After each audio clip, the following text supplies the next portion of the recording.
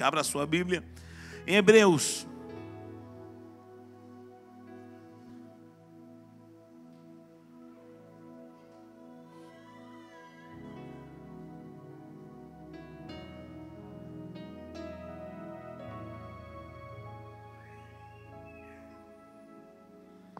Olha o que diz Hebreus capítulo 9. Hebreus 9. Vamos ler alguns versículos para poder discernir o que Deus está colocando em nossos corações. Versículo 11, Hebreus 9, 11 diz assim: quando porém veio Cristo como sumo sacerdote dos bens já realizados mediante o maior e mais perfeito tabernáculo, não feito por mãos, quer dizer, não desta criação,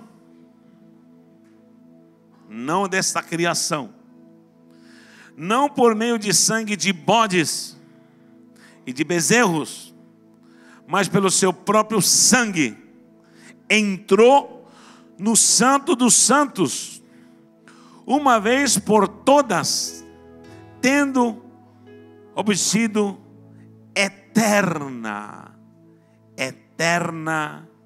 redenção. Olha o 14 que diz. Vou ler o 13 também. Portanto, se o sangue de bodes, de touros e de cinza, de uma novilha aspergidos sobre os contaminados os santificam, quanto à purificação da carne, muito mais o sangue de Cristo, que pelo Espírito eterno a si mesmo se oferece sem mácula a Deus, purificará nossa consciência das obras mortas para servirmos ao Deus vivo. Quem crê diz amém. Pai, em nome do Senhor oramos para que Tua palavra entre em nossos corações e declaramos que por ela somos vivificados, que ela possa entrar até as juntas e medulas, possamos ser tomados por essa unção sobrenatural, que nada se movimente, ninguém se movimente a não ser o Teu Santo Espírito, que haja reverência, mas que haja unção para glorificar e exaltar o Teu nome também. Nós te pedimos isso em nome de Jesus, amém? A palavra sangue em hebraico é dam com M no final. Dam, o nome Adam significa avermelhado, literalmente avermelhado. Por quê? Porque se crê que Deus pegou barro vermelho e fez esse homem avermelhado. Só que quando soprou veio vida, veio a essência da vida. E de fato, dam, que literalmente é sangue. Adam significa avermelhado, e dam, com M no final, significa aquele que possui vida, aquele que tem vida. Isso nos diferencia de coisas inertes, porque a essência da vida se movimenta dentro de nós, e o sangue sempre vai trazer o que é a significância do que é a nossa vida. É por isso que era proibido beber sangue, ou fazer algum tipo de comida com sangue, como até na era cristã não é permitido consumir sangue, porque nele está a vida, diz a palavra. E inclusive diz a palavra que a alma do animal está no sangue. Uma vez derramado o seu sangue, sua alma perece. E se você vê na ritualística do que é o culto judaico, você vai ver sangue. Qualquer pessoa humanamente lendo o Antigo Testamento, começando por Êxodo, Levítico, Número, Deuteronômio, ele vai ficar espantado perante tanta carniçaria, tanto sangue derramado. É sangue de bode, é sangue de cabrito, é sangue de pombo, é sangue disso, daquilo, bois. Quando Salomão inaugurou o templo, inclusive esse templo nunca se chamou, e nem outro templo se chamará Templo de Salomão. Se alguém colocou o título Templo de Salomão, ele está redondamente enganado. Porque a própria palavra diz que quando Salomão edificou o templo não era dele. Esse templo eu te dou. Salomão deu o templo para quem? Então o templo não era de Salomão. Quem concorda comigo? Segundo lugar, e Deus disse: esta é minha casa, e esta casa será chamada casa de oração. Então o templo que dizem que era de Salomão, nunca se chamou templo de Salomão, porque Salomão nunca teve templo, o templo era de Deus. Essa é minha casa, disse o Senhor, e eu não dou essa casa para ninguém, é minha casa, e essa minha casa será chamada casa de oração. Então esse título é o que Deus deu. Se alguém inventou o templo de Salomão, está inventando coisas. Diga para alguém: não invente coisas. Aleluia. Se alguém entendeu, diz amém. Só que o que aconteceu quando Jesus veio? Não há mais templo. Ele diz: vocês agora são meu templo. Vocês agora são meu templo. Eu quero morar dentro de vocês. Quem dá glória a Deus por isso? Vamos lá, na ritualística do templo antigo, que era a casa de oração antiga, construído no propósito por Salomão, que nunca foi de Salomão. Olha, ele ofereceu bois, ofereceu bodes aos milhares, às centenas. Imagine quanto sangue. Imagine no tabernáculo de Moisés. Por quê? Porque se fazia fila. Havia uma porta em Jerusalém, já preguei sobre as portas aqui, que só entrava o gado, as ovelhas. Eu estive em Jerusalém, todas essas portas é uma porta que é um curral grande. E nesse curral fica na lateral onde estava antigamente o templo, e ali ficavam as ovelhas, entravam por essa porta para serem sacrificadas, para derramar sangue. E Jesus fala assim: eu sou a porta das ovelhas. Por quê? Porque os pastores ficavam do lado da cidade e do lado de fora com suas ovelhas, que entregavam para quê? Para o sacrifício. E era um monte de pastores que ficavam ali, levando as ovelhas. E ali entravam por essa porta chamada porta das ovelhas, e naquele curral faziam fileira para quê? Para morrer. Sabe por quê? Jesus está dizendo: eu sou a porta das ovelhas. Ou seja, quem entra por essa porta entra para onde? Em direção ao sacrifício. Quem entra pela porta, que chama-se Jesus, entra para ser sacrificado. Sabe por quê? Porque o convite de muita gente é: venha, aqui você vai ser próspero. Venha, aqui Deus vai te dar carro zero. Venha por essa porta, a porta da esperança, a porta dos milagres, a porta disso, daquilo. É o evangelho que se prega hoje, mas o evangelho que Jesus pregou é: eu sou a porta das ovelhas. Quem entra por essa porta vai direto para o holocausto, para ser degolado e morrer, e nunca mais viver. Se vai ressuscitar, vai ser uma vida com Cristo Jesus. Não há proposta de evangelho no evangelho de Cristo, a não ser venha para morrer. Quem perder a sua vida, achá-la-á. Quem quer morrer comigo, vai ressuscitar para uma nova vida comigo. Eu dou meu sangue. O legal disso aqui, sabe o que Jesus falou? Eu sou o bom pastor. Porque o bom pastor, naquele tempo, o que era bom pastor, trazia a sua ovelha e entrava por essa porta. Só que Jesus falou: eu sou o bom pastor. Ele ia fazer o papel do pastor. Só que ao mesmo tempo ele foi o cordeiro. Ele também é cordeiro. Só que ao mesmo tempo ele diz: eu sou a porta. E ele é entregue. Ao mesmo tempo ele foi pastor, ele foi porta, ele foi ovelha, e ele foi derramado no seu sangue. E ele diz: através do meu sacrifício, é um sacrifício eterno. Eu vou lhe lembrar de uma coisa: o diabo te maculou a vida inteira, desde a tua genealogia, e te antecedeu. O teu genograma talvez está maculado de prostituição, de violência, de divórcio, de bebida, de vícios, de assassínios, de brigas, de álcool, de cigarro, de prostituição. Tanta coisa maculou. Imagina os pecados de gerações que vêm passando através da tua geração e chegaram até você. E nesse plano maldito, o diabo saturou esses propósitos num genograma espiritual, onde um DNA maldito queria passar para os teus filhos, para os teus netos. E as gerações seriam atingidas pelo agir maquiavélico de Lúcifer, de Satã.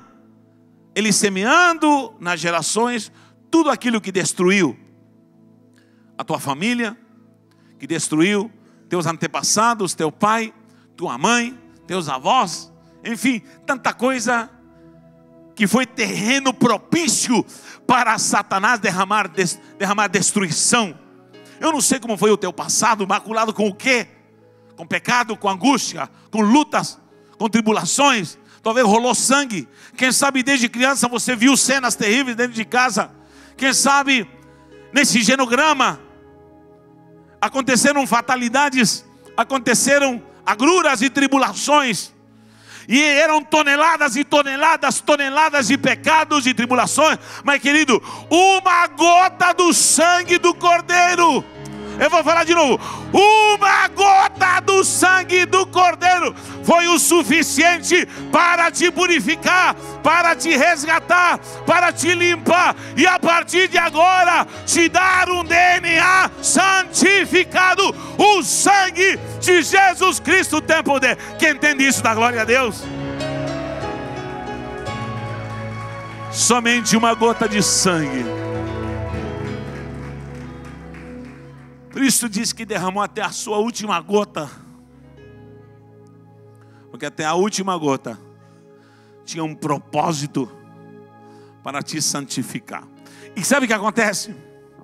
Era necessário no passado imolar um cordeiro, imolar um boi. Isso já começa com a Páscoa, Êxodo capítulo 12. Você pode ver ali quando Deus fala com os filhos de Israel algo interessantíssimo.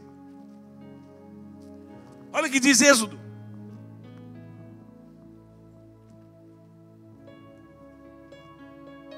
Capítulo 12.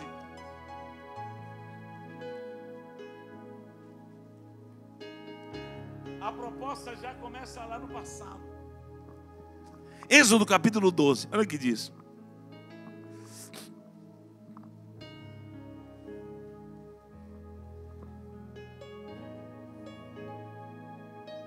Vou ler aqui no versículo 13. 12, 13. O povo precisava sair do Egito. Deus já tinha mandado 9 pragas. 9 pragas. E Faraó endureceu o coração. Dura serviço, não se arrependeu. Só que na última praga Deus disse: se preparem para sair, agora é de vez. Agora acabou. Na 10ª praga, o anjo da morte passará na terra, tanto na terra de Gósen, onde estava Israel, como na terra do Egito. Muita gente diz que passou na terra do Egito. Não, passou na terra de Gósen também, na terra de Israel. Só que ele diz: vocês vão matar um cordeiro. Se a família for pobre, vão se juntar 2 famílias e vão dividir, vão fazer uma vaquinha e vão juntar um cordeiro. E um cordeiro vão servir para vários. Se a família consegue comprar um cordeiro ou ter um cordeiro e sacrificá-lo, não há problema. Tudo é proporcionalmente. E vão sacrificar esse cordeiro. E vão comer esse cordeiro. Vão comer a carne assada. Não vão cozê-la. Vão assá-la com fogo. Vão comer ervas amargas. Pães sem fermento. Pães sem fermento. Isso significa algo muito precioso. Eu fui ministrado, se vocês entenderem, vocês vão concordar. E vão pegar um isopo. Um isopo era uma árvore. O isopo era uma árvore que se usava para lavar roupa. Se você pega um galho de isopo, o deixa de molho na água, por algumas horas, uma tarde, um dia, você vai tocar a água, ela fica tipo sabão. Sabe quando você coloca água com sabão? E ela fica como se fosse um sabão. Um sabão líquido. Que estranho, o isopo tem isso. Então quando Davi disse no Salmo 51, lava-me, limpa-me com isopo. Ele estava dizendo, me lava e me limpa com Homo Progress. Ele está dizendo, está usando o termo do melhor sabão líquido que existia. Esse isopo era uma árvore, um galho que se deixava de molho, e depois se tirava esse galho e ficava uma água com sabão. Aí se lavava a roupa, se fazia espuma, se lavava, se enxaguava e se estendia a roupa. Bem difícil, né? Agora você tem tudo pronto. Líquido, em pó, em cubinhos e máquina de lavar. Dá glória a Deus pela sua máquina de lavar. A mulherada gosta. E se teu marido não te deu uma, ore ao Senhor, se consagre, que ele vai ser tocado hoje para comprar uma máquina de lavar. Brastemp. Olha só. Escute. O hisopo era símbolo da limpeza, da purificação.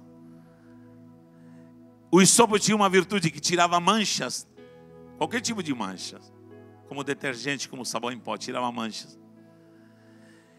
E com esse se pegava sangue numa bacia, esse galho com o hisopo se pegava sangue, e vocês vão colocar a marca nos dintéis da porta, em cima, do lado e do lado. Quem via a porta de um judeu fala, bando de maluco, uma mancha de sangue em cima, do lado e do lado. Juntando, dá certinho uma cruz.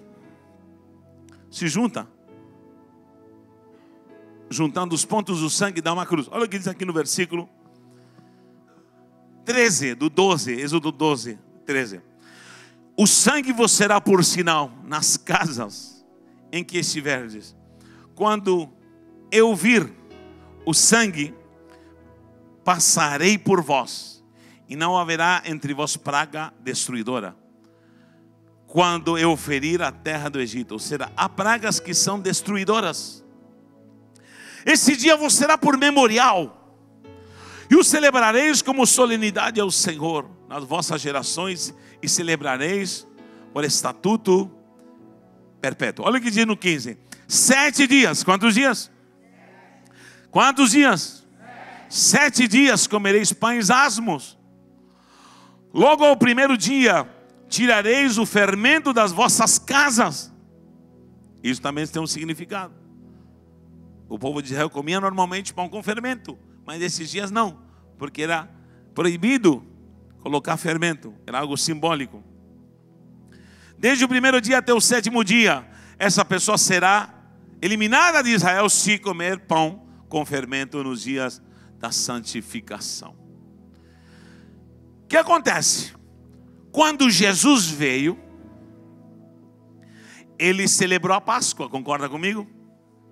Ele foi o cordeiro imolado. Aqui em Hebreus, onde nós lemos no começo do capítulo 12, está dizendo, ei, prestem atenção. Antigamente, para se adentrar no Santo dos Santos, se espargia sangue lá fora. Se sacrificava um cordeiro. Para que o sumo sacerdote adentrasse no tabernáculo de Moisés, esse tabernáculo temporário, humano, feito pela mão do homem. Mas uma vez Cristo tendo adentrado, Ele foi o cordeiro que foi imolado. E Ele nos purificou de uma vez por todas, de todos os pecados, desde o passado até os pecados que você ainda vai cometer, tem sangue para purificar você. De todas as suas gerações. Não interessa qual tipo de pecado, Ele perdoa, o sangue de Jesus. Mas muita gente não sabe qual foi o tabernáculo que Ele entrou. Foi o tabernáculo celestial. Para quem não sabe, é um tabernáculo no céu. Quando Jesus morre, com seu sangue, Ele nos dá acesso a um tabernáculo celestial. E hoje eu e você adentramos no Santo dos Santos, diante do trono de Deus. E temos a alegria de sermos chamados filhos de Deus, real sacerdócio, geração eleita. Quem pode dar glória a Deus por isso? Se isso não te alegra mais nada. Uma vez que Jesus fez esse acesso ao tabernáculo eterno, nos deu livre acesso.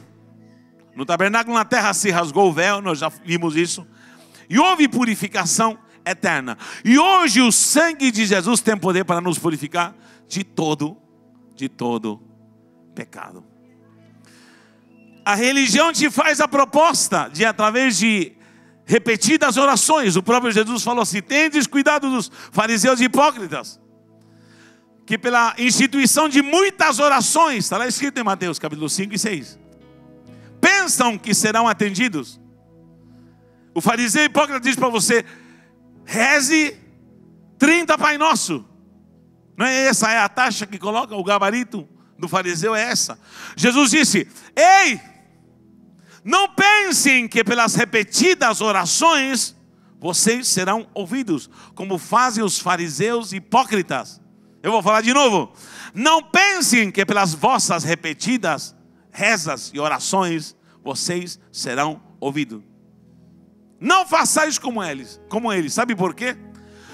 Porque a repetida oração não te purifica. Não estou falando que nós não devemos orar. Não estou falando que não devemos ter devoção com Deus. Estou falando a oração religiosa, a oração dogmática, a oração decorada, ela não purifica. Só que o religioso pensa que com orar ou rezar 30, 40 Pai Nosso, e ainda a tabela: se pensou mal, 10 Pai Nosso, Pai Nosso. Se brigou com a esposa, 20 Pai Nosso. Se adulterou, 50 Pai Nosso. E aí vai. Quanto mais hediondo o pecado, tem que ficar o dia inteiro se sentar em cima do milho, orando Pai Nosso, a purificação. Queridos, isso é religião. Isso é dogmática farisaica. Jesus te diz: se você se arrependeu, se arrepende, o poder do meu sangue te purifica de todo pecado. Quem crê nessa glória? Eu não preciso me ligar, eu não preciso me confessar diante do homem, eu preciso me confessar diante de Deus, e o seu sangue precioso nos purifica de todo pecado. Olha só, voltando ao passado, o sangue fez parte de uma dinâmica muito séria no que é a religião judaica. Começa ali com a Páscoa, onde cada um pegava o cordeiro e o levava para dentro de casa. Ali o sacrificava, e ali iriam comer a carne do cordeiro, a erva amarga, iriam tomar o cálice com o fruto da vide,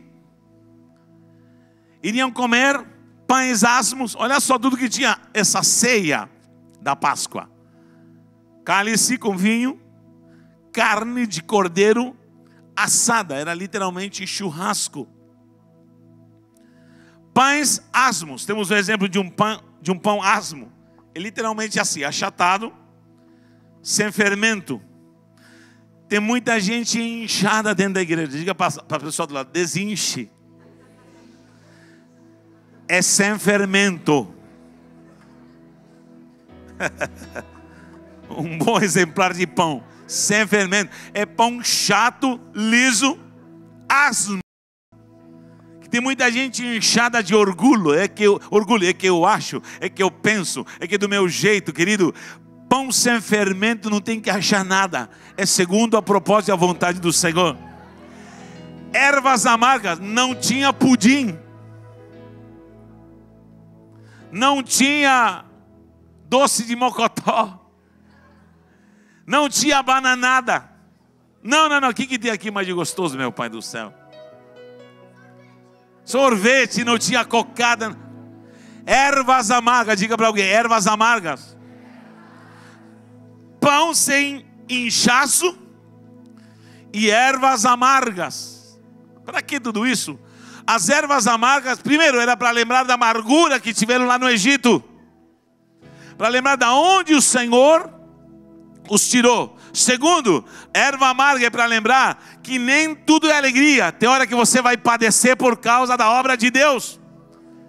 Ninguém dá glória a Deus, Deus sabia. Não, nem dê glória a Deus, que vai vir tribulação. Tem hora que você vai sofrer por causa de Cristo. Tem hora que você vai chorar por ser crente. A erva amarga às vezes vai ser amargura, mas vai ser regozijo na alma. Você vai comer o cordeiro, você vai beber desse sangue e vai dar glória a Deus. Você está falando: glória a Deus, estou sofrendo, mas estou fora do Egito. Eu estou fora do Egito. Quem está fora do Egito dá glória a Deus. E aí vai. Olha só, o sangue foi trazido. Então, quando Cristo veio, Ele nos libertou da ritualística do culto judaico. Mas engraçado, há duas coisas que Jesus instituiu como dogmática cristã dentro da sua eclésia, que é a igreja. Duas coisas só. É as únicas que prevaleceram, que são atos proféticos que devem ser seguidos. O primeiro é o batismo, porque aquela bacia que estava no tabernáculo era uma bacia de bronze, eu já falei que era polida, era com água, onde se batizava a pessoa antes de entrar no tabernáculo. Se batizava. Ali o sacerdote se mergulhava, as pessoas mergulhavam, literalmente se lavavam. Jesus disse: e sereis batizados em nome do Pai, do Filho e do Espírito Santo. O batismo fez parte e ainda faz parte da doutrina cristã. Tem alguém que é batizado aqui? Não estou falando que jogaram aguinha na sua cabeça quando é criança, não. Estou falando que quem aqui já mergulhou? Tem alguém aqui que já foi submerso? Dá vontade de deixar uns lá embaixo meia hora. Mas vou te falar uma coisa, graças ao Senhor, porque com esse batismo eu testifiquei que eu nasci de novo. Eu morri com Cristo. Ei, pela porta das ovelhas, eu sou ovelha também. Passo pela porta e vejo que o pastor me leva para o sacrifício. Morro com Cristo, só que ressuscito com Cristo. No batismo eu morro com Jesus e nasço para uma nova vida em Cristo. Vou renascer para uma nova vida. Quem tem nova vida em Cristo? Dá glória a Deus. Uma nova vida em Cristo. Ou seja, essa ritualística continua ainda. E nós ainda continuaremos batizando, embora seja um ato físico. Seja com água material física. Essa água que simboliza muita coisa é com água.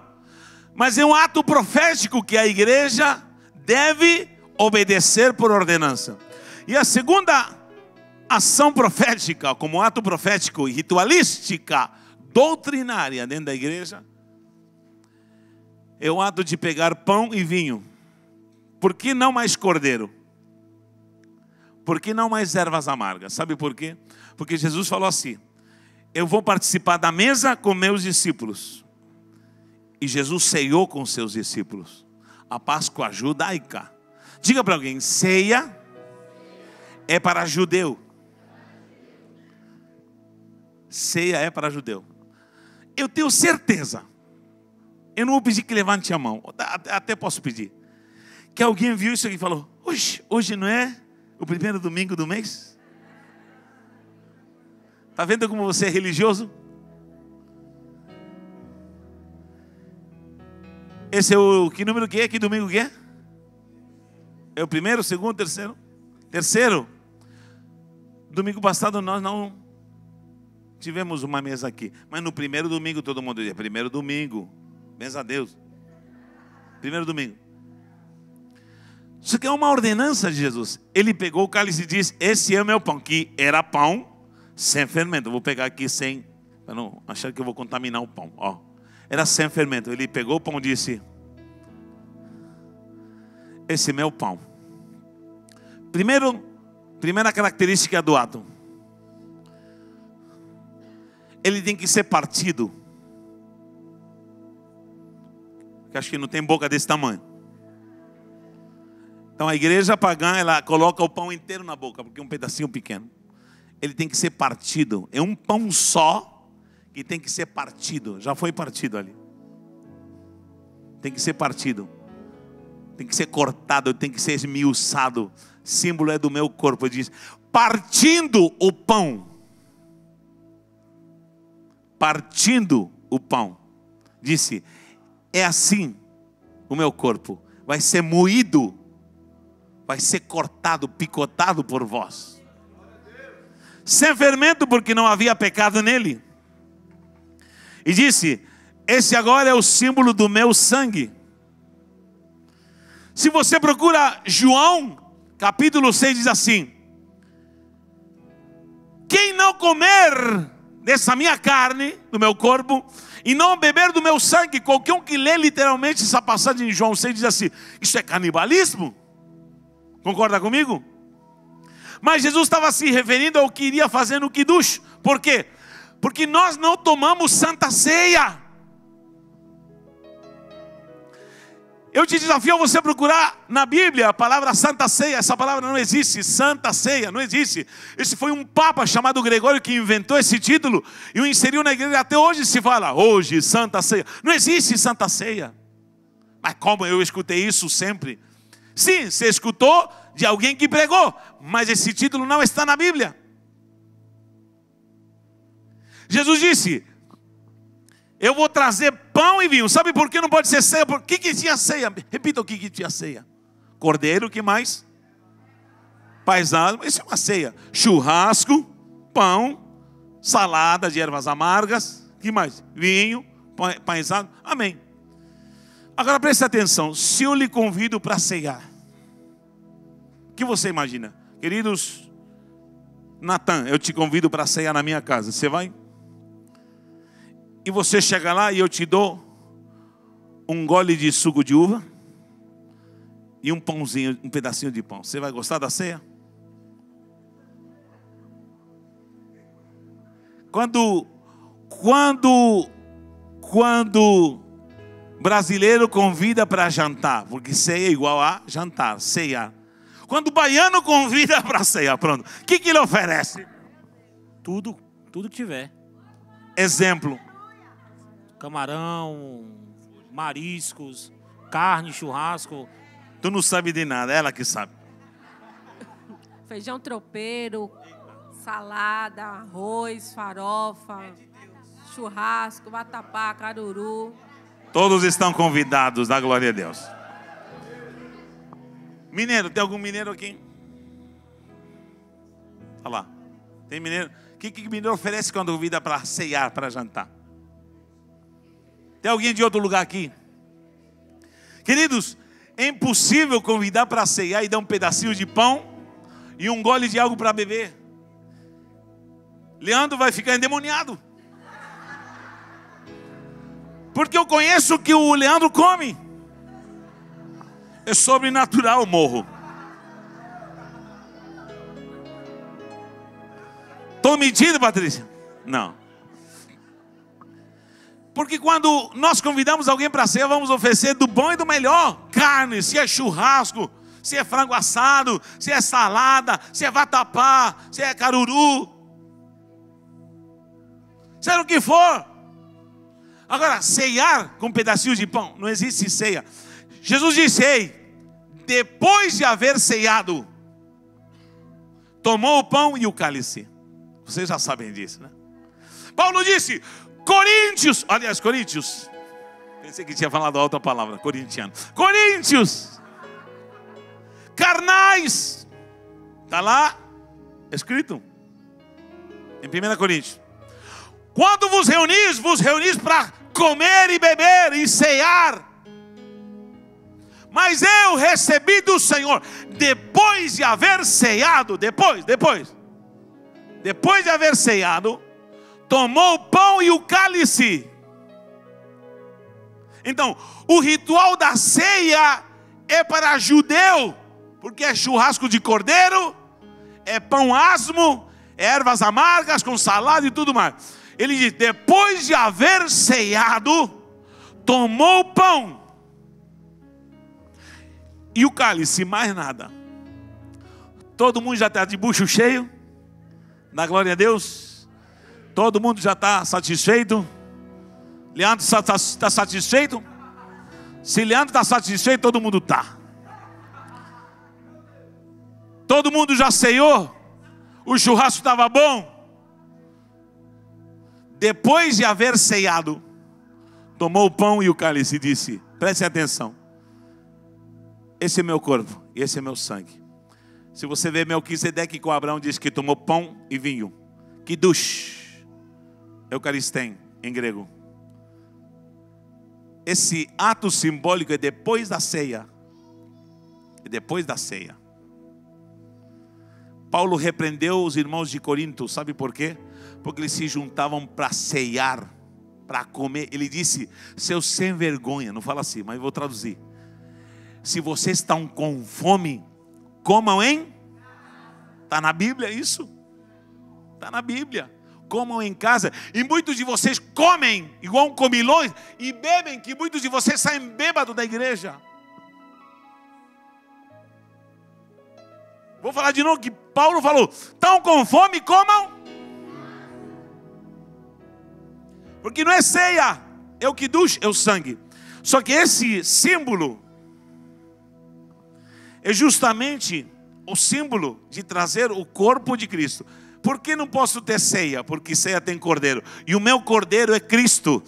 Não preciso mais de cordeiro no passado. Meu cordeiro é Cristo. Meu sacrifício é Cristo. Minha Páscoa é Cristo. Cristo é meu sangue. Cristo é a minha Páscoa. Cristo é minha erva amarga. Cristo é minha ceia. Sabe por quê? Em João 6 diz assim: vocês vão comer do meu corpo e beber do meu sangue. Eu vou ser o cordeiro de vocês. Vocês vão engolir eu. Vão ter que saborear eu. Vão ter que saborear da minha carne, do meu sangue. Vocês vão se encher, porque eu sou o cordeiro. Eu vou nutrir vocês, eu vou alimentar vocês, eu vou suprir vocês.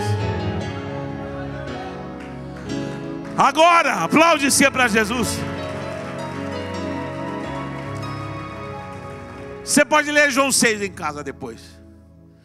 Toda pessoa que quer fazer ceia está anulando a ceia de Cristo, ou a Páscoa de Cristo, porque a ceia verdadeira é aceitar a Cristo, é receber a Cristo, é beber do seu sangue, é comer da carne do cordeiro que é Cristo, é falar: eu quero me encher de Cristo, eu quero me saturar de Cristo, quero ser tomado por Cristo, quero me nutrir de Cristo. Sabe por quê? Porque o cordeiro no passado não sobejará nada, comam tudo. Comam tudo, está lá. Peguem todas as partes do... comam tudo. Não deixem nada, comam tudo. Isso é redenção. Enquanto vocês comem, o sangue vai estar na porta. O anjo da morte vai passar. Onde havia a marca da cruz com sangue, o anjo se afastava. E na porta dos egípcios não havia sangue, ele entrava para matar os primogênitos. Símbolo da geração. Escute bem, em nome do Senhor, por favor, por favor. Quando Cristo nos salvou, eu entro numa eterna Páscoa, onde eu participo de uma ceia, sim, de uma ceia pascal. Mas essa ceia é espiritual. Essa ceia é saborear a sua carne. Não se escandalize, porque muita gente se escandalizou. Eu vou ter que pegar João 6. Depois desse discurso, diz que muitos discípulos não quiseram mais seguir Jesus.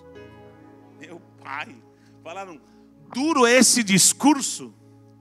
Nunca me pregaram isso. Pois é, a religião dos fariseus ensina muita coisa errada. João 6.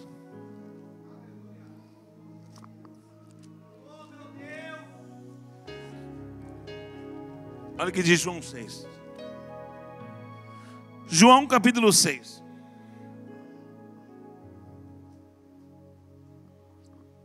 Vou ler aqui no versículo 53. Respondeu-lhe Jesus. Vamos lá, vou ler aqui o 51 primeiro. Eu sou pão vivo que desceu do céu. Se alguém dele comer, viverá eternamente. E o pão que eu der, e o pão é esse que eu darei a minha vida pelo mundo. E é a minha carne. Disputavam, 52, disputavam, pois, os judeus entre si, dizendo: como pode esse dar-nos a comer a sua própria carne? 53. Respondeu-lhe Jesus: em verdade vos digo, se não comerdes a carne do Filho do Homem, e não beberdes do seu sangue, não tendes vida em vós mesmos. Quem comer a minha carne e beber do meu sangue, tem a vida eterna, e eu ressuscitarei no último dia. Pois a minha carne é a verdadeira comida, ou será a verdadeira ceia. É a verdadeira ceia. E o meu sangue é a verdadeira bebida. Meu Deus, que significa isso, meu Pai? Quem comer a minha carne e beber o meu sangue, permanece em mim e eu nele. Assim como o Pai que vive me enviou, igualmente eu vivo pelo Pai também, que de mim se alimenta, por mim viverá. Esse é o pão que desceu do céu, em nada semelhante àquele que vossos pais comeram contudo e morreram. mas quem comer este pão viverá eternamente. Essas coisas lhes disse Jesus quando ensinava na sinagoga em Cafarnaum. Olha o que diz o 60. Muitos dos seus ouvintes, o que diz? Muitos dos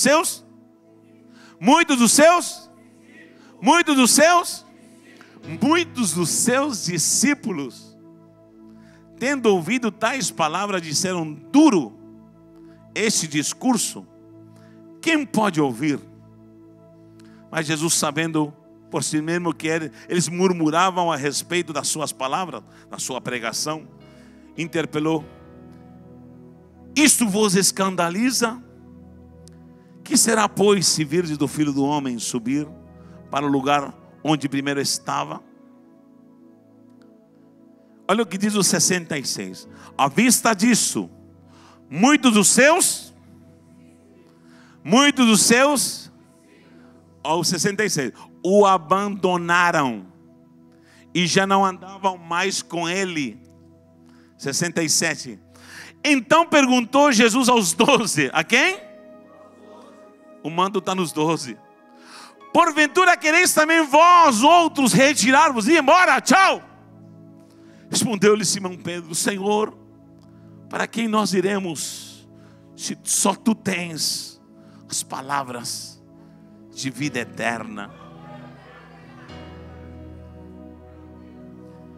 O discurso do pão e do vinho, da carne e do sangue, escandalizou. Jesus está dizendo: a ceia agora vai ser miter. A ceia agora vai ser se encher de mim. Quando você se alimenta da palavra, está se enchendo de Cristo. Quando você o adora, você está se alimentando de Cristo. Lógico que não vamos beber sangue, carne, é canibalismo, mas significa é me encher dele, nutrição dele. Quando eu sou falho, pecador ou peco, ele vem com meu sangue e me nutre. Ele vem com meu sangue, com seu sangue me purifica. Ele vem com seu sangue e me limpa. E eu me nutro, eu me alimento da palavra. Eu estou em comunhão com o povo de Deus, com a graça do Senhor. Eu estou em Cristo. Que está em Cristo é uma nova criatura. As coisas velhas já passaram. Vou deixando os rudimentos do pecado e agora sei do rudimento da justiça, da bênção, da glória, da unção, do poder. Quando eu estou me santificando, eu estou alimentando o meu espírito dele. Eu estou saboreando o seu pão, o seu sangue. Cristo vive em mim, ao ponto de falar: não vivo mais eu, mas ele vive em mim. Escute, em Levítico tem uma passagem que diz que quando se imolava o cordeiro, e um sacerdote novo, vamos supor que alguém fazia 30 anos de idade e era filho de sacerdote. Um filho de sacerdote, por exemplo, maior de idade, e o Jonatas agora é maior de idade. O israelita passava a ser maior de idade com 30 anos de idade, amém? Amém? Quem tem 30 anos aqui? 30 anos. A partir dessa idade, em Israel, você passa a ser responsável pelos seus atos. Escute bem, olha só. Jesus só começou a ministrar depois dos 30 anos. 30 anos esteve com a sua família, obedecendo, aceitando, vivendo sua cultura, sendo filho do carpinteiro. Depois dos 30 começou a pregar só 3 anos e deu um checkmate no diabo. E com seu ministério ele teve todo o sucesso e glória que poderia se exigir para que houvesse remissão de pecado. Jesus morreu. 30 anos. Quando um sacerdote tinha um filho de 30 anos, maior de idade, ele vinha com seu filho e o apresentava ao sacerdote, porque filho de sacerdote era sacerdote. O sacerdote talvez estava cansado e ele falava: meu filho agora vai me suprir, meu filho vai me acompanhar. Muitos sacerdotes apresentavam o seu filho. A primeira coisa que se fazia, se sacrificava um carneiro. E se pegava do seu sangue, a primeira coisa que se fazia, se pegava sangue e se tocava na orelha direita. Isso está em Levítico, depois se você ler. Sangue na orelha direita, toca a sua orelha direita. A primeira coisa que o filho do sacerdote, o novo sacerdote, recebia era um pouco de sangue na orelha direita. Depois, ele recebia sangue no polegar direito.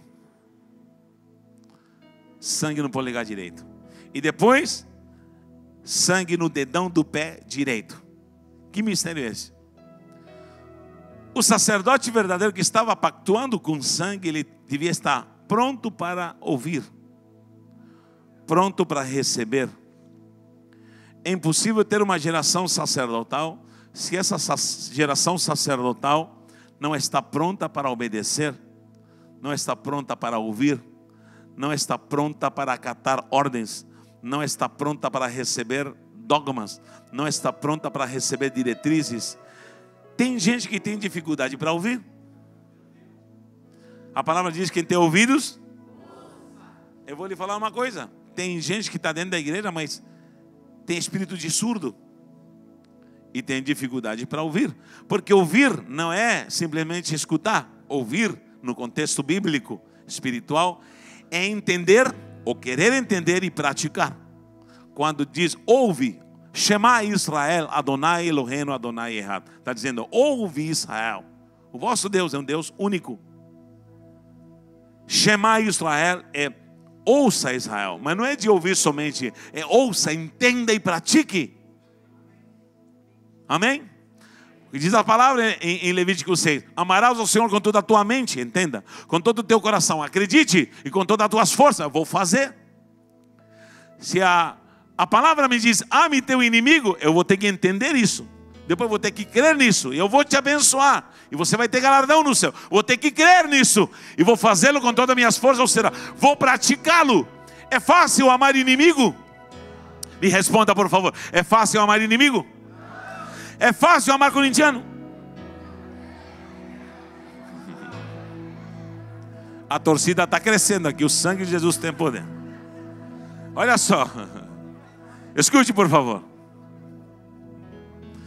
O Senhor diz, se santifique. É fácil se santificar? Mas você vai ter que entender que pecado não pode fazer mais parte da minha vida. Outro dia eu falava aqui, falei numa sala de aula, a honra do caráter de homem não é não querer mais, não, é querer e não fazer. O próprio Jesus nos ensina isso. Eu sempre me lembro de José,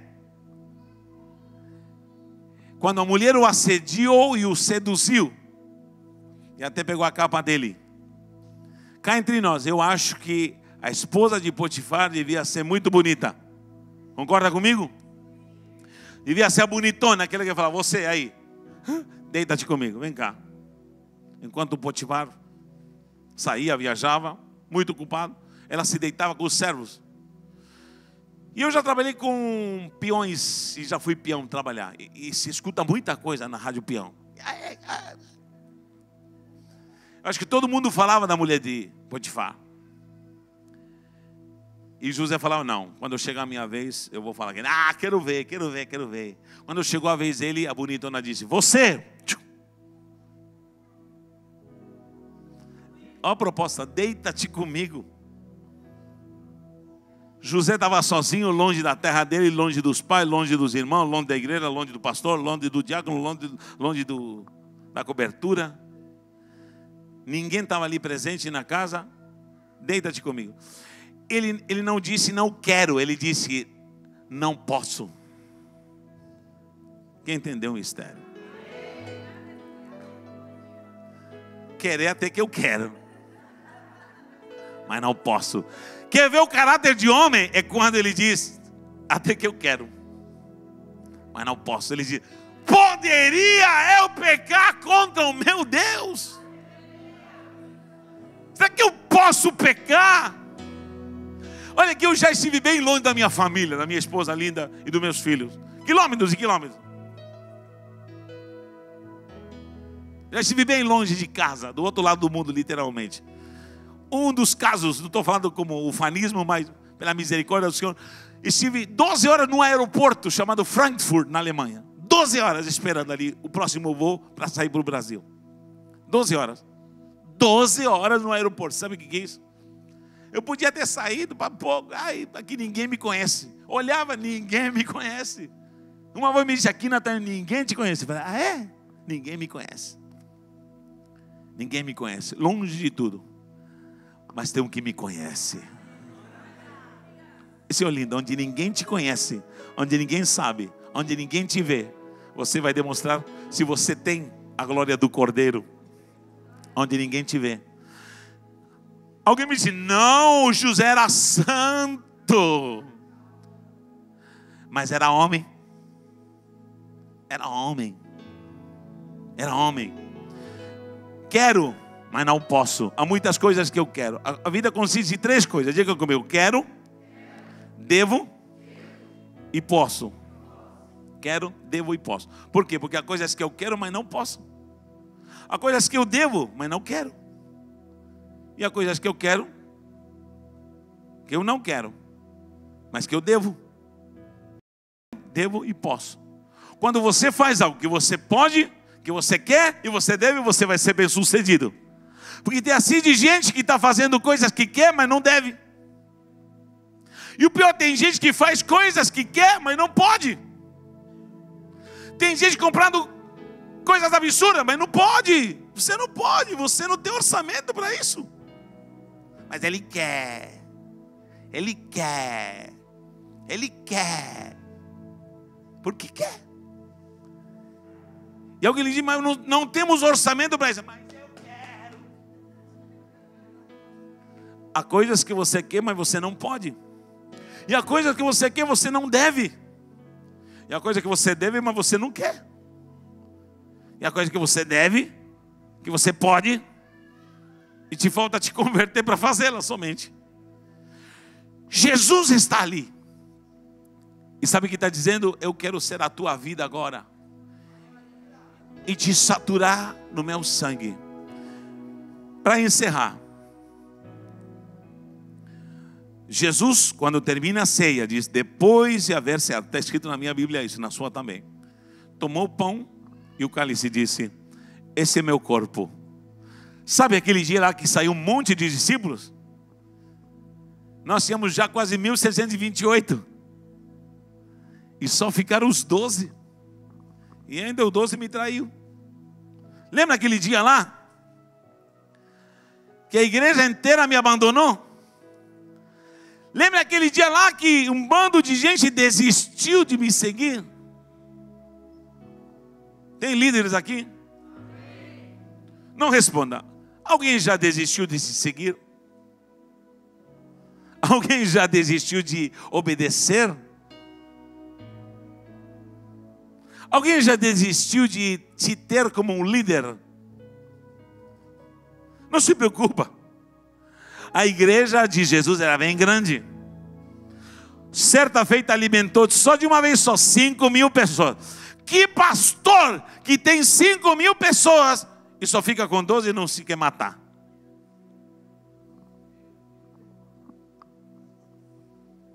Ninguém quis mais segui-lo. Você pode contar os que alimentou. 5.000 numa feita e outra feita 7.000.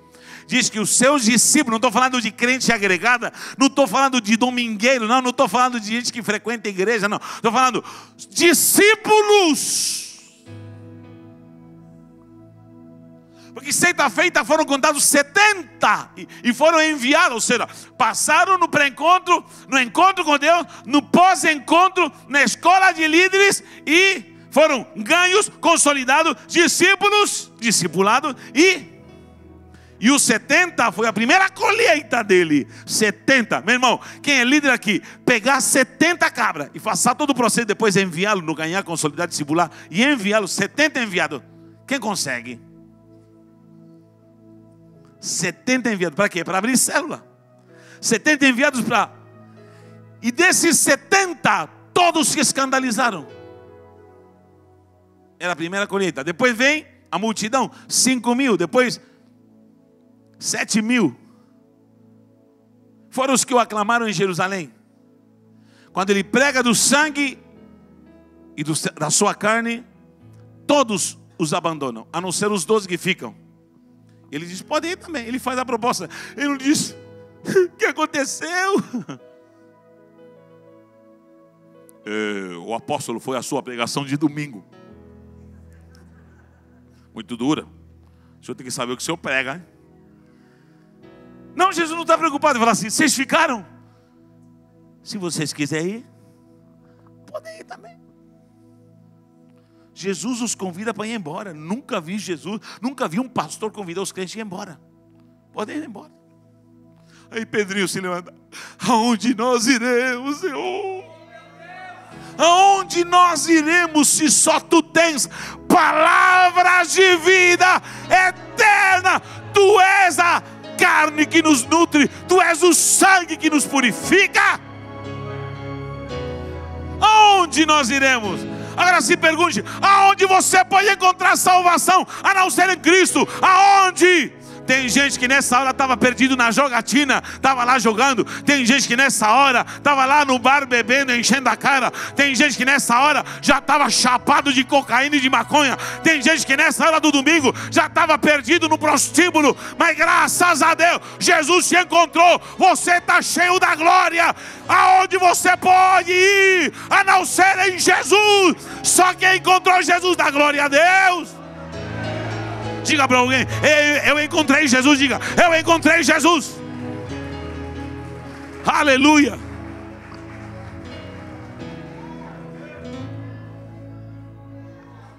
Aonde você estaria nessa hora, cidadão? Aonde você andaria nessa hora? Jesus te achou. Jesus te encontrou. Encontrei Jesus. Tem um louvor antigo. Encontrei Jesus. Encontrei a paz. Como que é? Encontrei prazer. Encontrei a paz. Encontrei Jesus. Razão para viver. No mundo não há. O que mais? Procura esse louvor. Razão para viver. Eu me lembro quando eu me converti, eu escutava esse louvor e eu chorava. Razão para viver. Encontrei Jesus. Encontrei a paz. Encontrei Jesus. Razão para viver. Meu Deus, amém. E olha que eu não conheci o mundo. Não conheci, mas encontrei Jesus. Gente, eu não me encontrei com o pastor, não me encontrei com a igreja, não. Encontrei Jesus. Ele me disse, eu te salvo, eu te restauro, eu mudo tua história, eu mudo tua família. Quem encontrou Jesus sabe que encontrou a vida. Quem dá glória a Deus por isso? Pergunte para alguém, você encontrou Jesus, meu irmão? Hoje Jesus te encontrou, não interessa se tu encontrou, Ele te encontrou. O negócio é que Jesus te salvou, Jesus te restaurou, Jesus te perdoou. Pães. Aí Jesus vem e fala assim: esse ato profético, assim como a água purificava o sacerdote na bacia, vocês vão ser batizados em nome do Pai, do Filho e do Espírito Santo. Segundo, é a ceia. Ele diz: vocês vão fazer esse ato profético, Kiddush, vão comer do pão. E a partir de hoje eu vou falar uma coisa: nós vamos fazer com pão sem fermento. Pão sem fermento. E o cálice vai ser o meu sangue. Diz: e tendo partido. É diferente, ó. É outro sabor. Gostoso. Mas é sem fermento. Qual a revelação que Deus me deu? Porque agora só preguei, agora vou mostrar a revelação. O Senhor me disse: está havendo um ataque mortal de um anjo de maldição nos lares.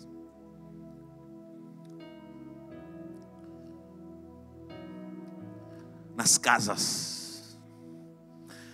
E um anjo maligno que veio para matar, para separar casais, para dividir famílias, para desarraigar a bênção do Senhor dos casais. E eu vou lhe falar uma coisa séria: há homens aqui que são só sacerdotes, porque se você é dono da casa, é pai de família, você é sacerdote. Deus me falava, pastores e líderes, que há homens que estão relapsos no que é ministrar a santidade, porque a ordem na Páscoa era: ei, tragam todos os pais de família, vocês vão trazer o cordeiro para dentro de casa, vão imolá-lo, vão assá-lo e vão comê-lo, e o sangue vai ser espargido na porta, a cruz, sangue, e vocês vão comer tudo e saborear, e serão prontos, porque esse demônio não vai tocar, esse anjo da morte, não vou nem falar que é demônio, esse anjo da morte vai passar. A potestade que estão assolando lares, casas, a potestade que estão assolando as finanças das famílias, há lares que estão sucumbindo porque o sacerdote não é dizimista, mas teu filho não tem culpa que você é ladrão. Me perdoe, você, claro, a minha Bíblia diz que quem rouba dízimo é ladrão. Alguém sabia disso? Alguém sabia disso? Só que teu filho não tem culpa disso. Só que por ser sacerdote você está deixando um legado de maldade para o teu filho. Tem pai que é adúltero, que é fornicário, tem costumes malignos, trouxe vícios para dentro de casa, maldade para dentro de casa, são lacunas. O vício é uma lacuna, a pornografia é uma lacuna, o cigarro é uma lacuna, qualquer vício é lacunas malignas para que haja legalidade, para que o inimigo entre. Murmuração é uma lacuna, inveja é uma lacuna, isso é fermento, ódio, desobediência. Um dia eu vou trazer as crianças e as professoras. Olha lá, está vindo uma professora com uma criança. E eu vou lhe falar uma coisa. Eu vou falar para as crianças diante dos pais: as professoras não são tias. Vou falar de novo: as professoras não são tias. E eu vou começar a exigir que esses alunos falem para as professoras: professora. Que não é tia, aqui não é jardim infantil, aqui temos professora, mestres da palavra. E os teus filhos devem ser ensinados a acatar ordens das professoras.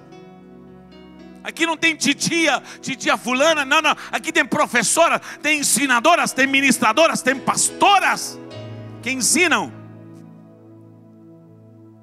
Não aqui, mas eu já vi, vou ser sincero, não aqui, mas eu já vi crianças desrespeitando as professoras, não as titias, porque aqui não tem titia.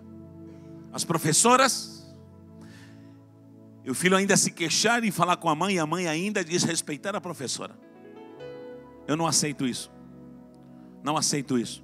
Porque as professoras poderiam estar sendo edificadas com a palavra aqui como você está sendo edificado, amém? Mas estão cuidando do teu filho, ensinando a palavra de Deus. E a didática para ensinar uma criança com a palavra tem que ter muita graça de Deus. Escute bem. Um pai precisa, Deus me disse claramente, trazer o cordeiro na simbologia do pão e o fruto da vide como símbolo do seu sangue e levar para dentro de casa. E nós vamos fazer 7 dias. 7 dias. E eu vou dar autonomia para pais responsáveis. Pais que são cristãos. Principalmente. Todas as tuas legalidades. Porque o sangue purifica de todo o pecado. Só que eu me responsabilizo por isso como sacerdote. Porque sacerdote dá teor e peso de sacerdote a quem lhe ouve. Mão de sacerdote, orelha, ouvido. Mão, ação de sacerdote. Pé com sangue significa caminhada de sacerdote. O sacerdote tem que ser responsável pelo que ouve, recebe, atenta, pelo que faz e por onde ele anda. Eu vou falar de novo, acho que você não entendeu. Sacerdote, estou falando de casa, tem que zelar pelo que entra dentro de casa. O que está entrando dentro da tua casa? O que está sendo feito, mão com sangue? O que está sendo feito dentro de casa? O que você faz, o que você não faz? Porque você pode pecar por fazer ou por não fazer, por omitir coisas que você sabe que você tem que fazer. para onde você anda, porque os teus filhos vão seguir teus passos. Você é sacerdote. Alguém vai falar, dura essa palavra, é verdade. O que os teus filhos estão recebendo como ministração, como legalidade? Um pai murmurador, um pai desobediente, um pai que faz gato de luz e o filho está lá ainda segurando a escada.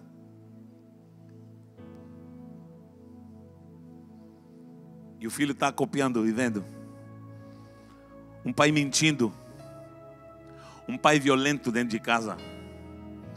Cansei de ver crianças chorando e me contando a história de que não cansou de ver o pai espancando a mãe e vice-versa. Crianças sendo impregnadas. O Senhor me disse: crianças estão sendo marcadas por uma geração de pais irresponsáveis, de sacerdotes irresponsáveis. O Senhor te chama para o compromisso nessa noite. Onde você tem se omitido diante do Senhor? Onde você está pecando? No financeiro, no espiritual, na santidade, na comunhão? Onde temos pecado? Me incluo nisso. Onde meus filhos estão vendo algum erro dentro de mim? Hein? Que exemplo você é para o teu filho? Que exemplo você é? Que passos o teu filho vai seguir? Porque são passos espirituais, não se veem, mas se impregnam na alma. O Senhor me disse: vamos fazer 7 kiddush, 7 partido do pão. Hoje vamos começar. Amanhã eu não sei como você vai fazer, mas você vai me arrumar fruto da vide e pão sem fermento. Se você não sabe a receita, você vai pedir para a pastora Sandra, que ela fez isso aqui. E como que eu vou fazer? Você não vai chamar ninguém a não ser tua família. E você vai orar e vai consagrar esse pão, porque eu vou te ensinar a fazer isso. E você vai falar: eu consagro esse pão. Símbolo é da tua carne. Como lá na Páscoa foi introduzido dentro da minha casa, ou das casas, eu quero introduzir a glória do Cordeiro dentro da minha casa. E nós comeremos dessa carne. E esse anjo da morte vai ser repreendido. Esse anjo do divórcio, esse anjo da miséria, esse anjo da pobreza, esse anjo maligno que quebra princípios com roubo, com idolatria, com maldição, com mentira. E você vai ter que se comprometer a mudar, porque a responsabilidade vai vir com você. Porque eu vou te falar, estive clamando no sábado e eu estive em jejum. Talvez não me viram atuando durante o dia. E veio um demônio quando eu clamava e me segurou pelas mãos. E eu senti que ele estava me impedindo. Me segurou assim pelas mãos. Literalmente me puxou de onde eu estava ali. Me puxou. Apertou com tanta força nas minhas mãos. E eu sentia, ele não falava, mas respirava. E me puxava e apertava meus pulsos. E sabe o que ele estava me dizendo no mundo espiritual? O que você está fazendo? Eu vou impedir aquilo que você quer fazer. E me apertou. E foi uma luta de, não sei dimensionar o tempo espiritual em relação ao Cronos, que o Kairos demora muito. E ele me segurou que eu acordei com dores nos pulsos. Voltei com dores nos pulsos. Minha esposa chegou e eu falei: que batalha. O que está acontecendo? Fiquei no quarto em oração, em jejum. É um espírito imundo que está destruindo lares. E você tem que se santificar. Eu vou lhe falar, o Senhor está te dando uma chance. Veio aqui um deputado estadual essa semana no meu escritório. Veio me conhecer, queria me conhecer. Eu não tenho vínculo político com ninguém, veio me conhecer. Venha. Você sabe onde eu trabalho secularmente. Apresentei o meu plano de trabalho.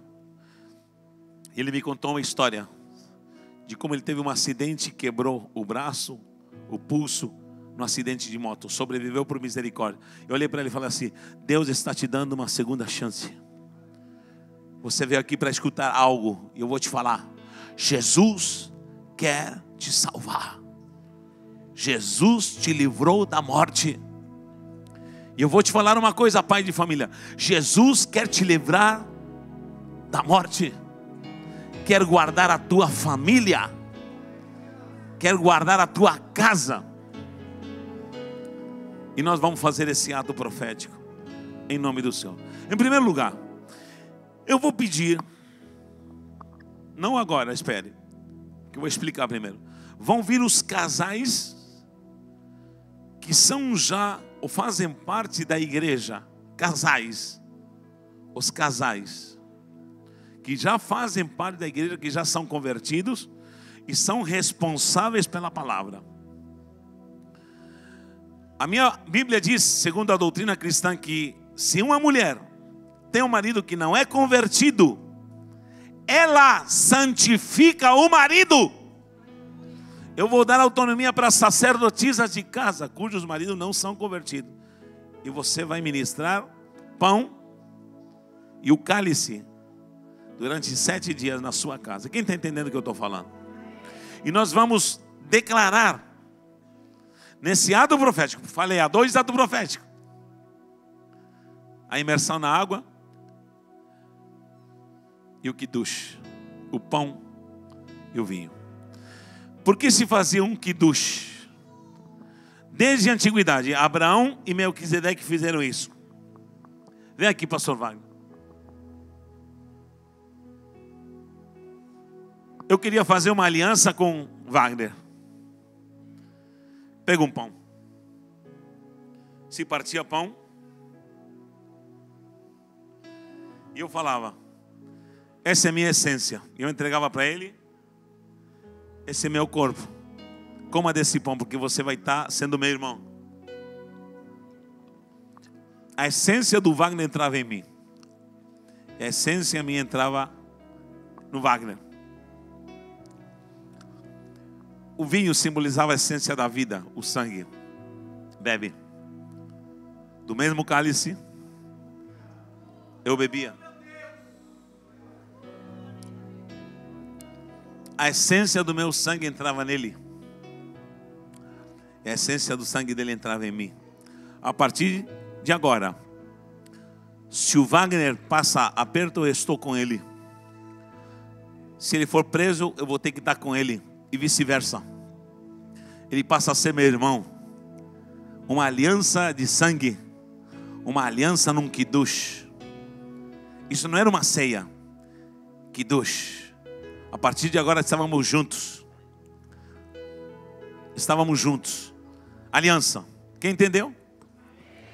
Depois de haver ceado, Jesus disse: eu sou a Páscoa de vocês. Não se preocupem mais com Páscoa, porque eu sou a Páscoa. Ou seja, celebrem Páscoa comigo, porque eu sou o seu Cordeiro Pascal. Acabou a Páscoa. A Páscoa sou eu. Quem é a Páscoa? Jesus com a sua morte. Só que para lembrar que eu estou em vocês e vocês estão em mim, vocês vão pegar o cálice e o pão lá na Páscoa e vão levá-lo para dentro de casa. Só que a igreja separou o kiddush só no templo. Só que Jesus disse: fazer isto todas as vezes que puderdes. Não é todo mês. Que pobre é a igreja que o faz todo mês. Mais pobre é a igreja que o faz uma vez por ano. Todas as vezes que puderdes. Hoje podemos fazer esse ato?